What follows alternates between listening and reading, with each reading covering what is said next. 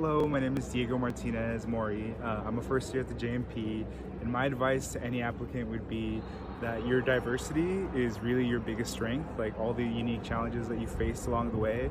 So make sure that when you're interviewing or bring yourself to the JMP, you bring your full and authentic self, and you'll find that it's a nice, welcoming environment to be just who you really are. Hello, my name is Diana. I am a JMP 6, now neurosurgery resident at UCLA. The one way that the JMP has changed my life is really the reason I'm able to pursue the specialty that I'm pursuing, which is really a dream of mine, and also what changed my life completely. So having the support of the JMP throughout that time in medical school for myself and for my family, and their support, and how much personal attention was given to my ongoing education despite some of those, recovering. And even just how all of my cohort came and saw me in the hospital. I mean, that is what the JMP means. They're your family, and they're not going to leave you behind, and they're going to want you to succeed in every way you possibly can, even for the most impossible and crazy dreams. So that is what the JMP means to me, and that is how it has changed my life. The JMP has provided me with such a tight-knit community that cannot be achieved at any other med school of a larger size. I now have 15 new best friends and a bunch of faculty who can support me at every step of the way.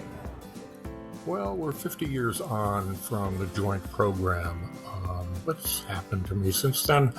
I was in the Indian Health Service for the 3 years after I left Berkeley.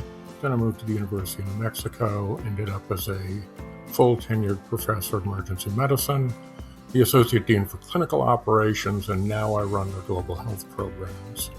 After 25 years there, I got a DTM&H from the University of London along with my wife, and we've really been doing global health since then. I have a project in Nepal. I've been working in Papua New Guinea.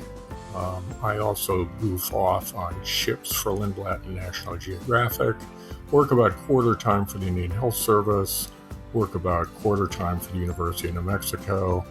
It's been a very fun and interesting trip. So what did I learn that I wouldn't have gotten in a straight MD program?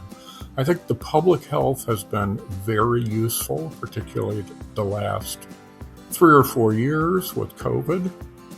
I've done a lot of epidemiologic work, but I think the anthropology has actually been more important to me. I've really learned how to deal with large groups of people, small tribal operations. Most of my colleagues now are people who are in tribes in New Guinea, who are Hindu or Buddhist monks in Nepal. I think that's really been the most important thing. And I didn't really want to become a physician and just treat people. So this has been a long, strange, and very rewarding trip. Hi, I'm Laura. The JMP is an incredible program, and I'm so happy that I went there. I think in addition to all of the medical knowledge, just having the experience of working in a group really long term, where not only were we friends, not only were we colleagues, but I knew that the success of me learning about something next week was going to be based on, in part, me teaching my classmate something this week so that they could then teach me something that built on that the next week. It's just a kind of amazing collaboration that I'll never forget, and I feel so lucky to have experienced. Hello, happy birthday, JMP. I don't think I can boil down my experience at the JMP to one story. So for the prospective student, I would just say, prepare to have your life changed. I am a pediatrician and clinician at juvenile halls in Los Angeles and associate professor of pediatrics at UCLA. To give you an example of how the JMP has changed my life, I want to let you all know that I have finally finished sharing stories from my JMP thesis and my book on my JMP thesis is coming out with University of California Press in early 2023. It's called Reunion: Finding the Disappeared Children of El Salvador. Thank you so much to all the members of the JMP community, new and old, and happy birthday, JMP. Bye. Hi, my name is Buzz Graham. I'm a retired internist.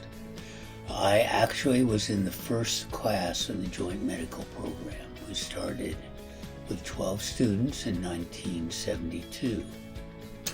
I wanted to go to medical school, and I had very good grades and good MCATs, but I had a couple of issues.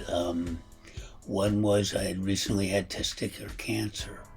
In those days, there was no chemo available, and testicular cancer was a little dicey, so my prognosis was unclear. The second was that when you applied to the medical schools, they asked you on the form, have you ever been arrested? I was active in the civil rights movement in San Francisco and down in Mississippi for Freedom Summer. And I had, I guess what you might say, a long rap sheet. So as you know, medical schools being what they were, conservative, they wanted nothing to do with me. But the joint medical program had just started, and they were looking for unconventional students, which I guess I was. And I'm very grateful that they took me in. So thank you, JMP, and it's been a good 50 years for me and many more for you, I hope. Hi, my name is Ryan Lutfi. I am a third year of the Joint Medical Program, and my advice to incoming students is bring your authentic self and show off for your community. Hey everyone, my name is Bradley. I graduated from the JMP in 2020, and I think it's the coolest, most progressive medical program in all of the United States. In my opinion, problem-based learning is such a superior way to learn.